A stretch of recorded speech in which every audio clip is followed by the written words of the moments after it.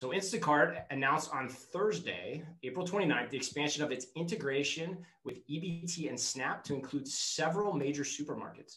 The service will begin accepting food stamps from them. Keep in mind, they already accept food stamps and SNAP from Aldi and Food Lion locations, but now they're adding Publix, the Save Mart companies, and 32 Price Chopper Market locations, which brings the total now of store locations that accept Instacart for SNAP at 4,000 stores across 38 states.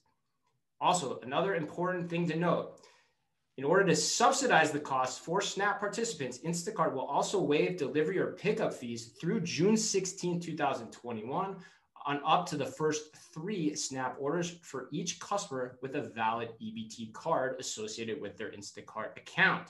So, question for the class. What does this announcement, if anything, say about Instacart and the growing power of its marketplace/advertising network? And I'm very curious to hear this from the perspective of the omnichannel marketing class. Michael, looks like you're up first. It's interesting to hear about this Instacart story. I didn't know this, but the timing is interesting because I just saw either today or yesterday, there was an article in the Financial Times talking about how a lot of these food delivery companies, such as like Uber or like Deliveroo in the UK, we're finding that a lot of the same like VC or, private equity backers who backed them were backing a lot of these grocery store delivery apps. And that there was a ton of money going into that space, with particularly since they had these like dark grocery store locations in like metro areas. And I have to wonder if that's related with all that money flying into these kind of upstart apps, that this is Instacart kind of responding to the new competition on their soil. Yeah, interesting point. Yeah, or a further extension of the strategy that they've been planning to deploy for some time. What does everyone think? This is obviously been heightened by the pandemic, but was a trend even before that. And not just in the US, but as was pointed out elsewhere in the world. But, there's some equity issues here, right? So it's not just a matter of, a business discussion, although that's an important part of it, especially if people are, trying to be safe. Maybe you're immunocompromised, you're not feeling comfortable, able to get down to the store, you're caring for some sick folks at home, right? Well, guess what? The virus is sort of agnostic to your income level, whether you have the ability to sign up with a credit card to get those groceries delivered or whether you don't. And so I think this is a nice move on Instacart's part to recognize that, everyone deserves at all times, but especially during pandemic times, the ability to have, livelihood food delivered safely. And kudos to them, in my book, at least, for figuring out a way to do that, not just for some folks, but now for everyone.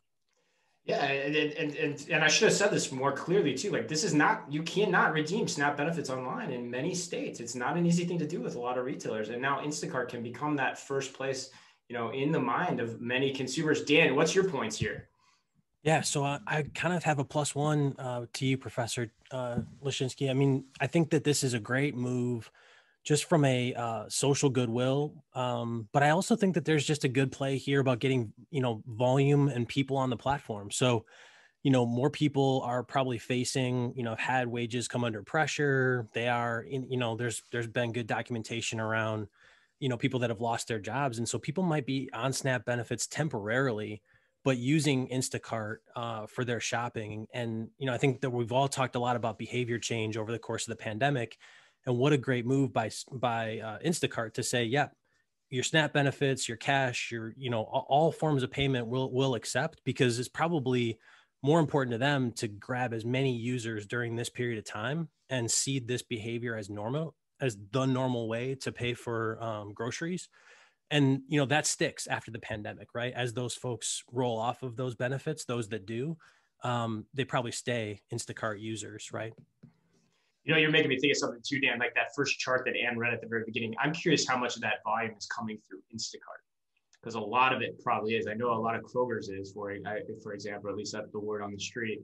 Costco. So it's curious how you're saying that's that. probably right? where all the Costco, right? Yeah, right? Yeah, it's pretty fascinating to think about. And let's go back to Ryan. Ryan's got a question. Hot topic here. I think, honestly, seems to be almost a late reaction from what Amazon and Amazon Fresh did. I believe earlier in 2020, when the pandemic hit, probably May or June 2020, 2020, Amazon Fresh added a lot of states to the EBT program. So I think it's honestly just probably a reaction to market share that Amazon was snapping up in the last year in the grocery delivery space. Yeah, Amazon's been trying to go after this too. Who does this hurt, if anyone? I think that's the real interesting point to me. And what do you think here? Like, do you think if you're a is there any retailers that come to your mind in terms of just who this is a punch in the gut for? Well, I think it's going to be a punch in the gut for the regional grocers. You know, if you don't have your e-com platform set up and you're going to be competing now for these EBT and SNAP dollars, where people, I think, maybe were going to you because you're the corner store and now they don't need, or you're on the bus line, like now they don't need to do that. They can have groceries delivered. That's going to be a real challenge for those grocers who are just latent in their adoption of technology. I think that the bigger thing here though is actually the cost. So you said that they're going to subsidize the cost till June. That's not very long. That's a month away.